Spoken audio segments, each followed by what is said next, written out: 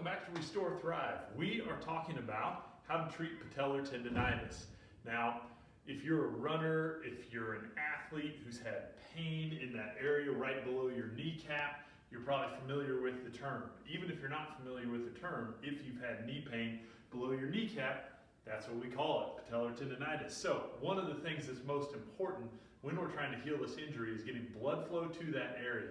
Now, the name patellar tendonitis is a little bit of a misnomer because what we're trying to treat is actually a ligament. It connects your kneecap to the front of your tibia, your shin bone.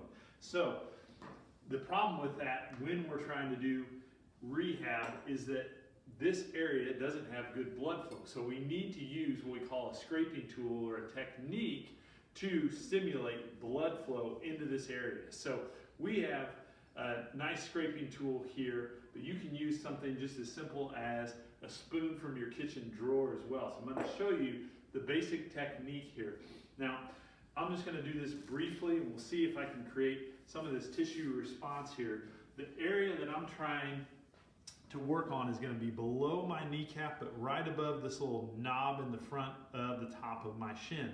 So what I'm going to do with this tool is I'm going to use the edge and I'm going to press in at about a 45-degree angle and just start aggressively scraping this back and forth. Now what I'm not doing is digging in as I do this. All I'm trying to do is get a little blood flow to the surface in this area here.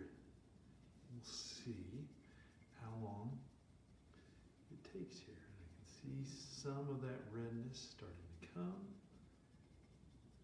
which is no small thing this time of year. Right now it's about 9 degrees outside, so everything is cold.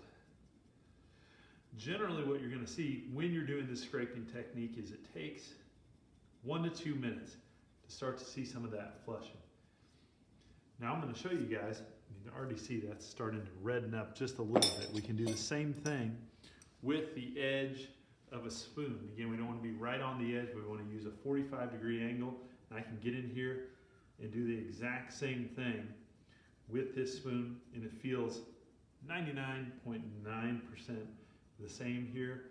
This is actually nice because it's a little smaller and a little easier to control, so I can really get into that spot if I was having a little irritation in my knee. And again, all I'm looking for here, and I'm starting to get that, is a little redness in the front of my knee.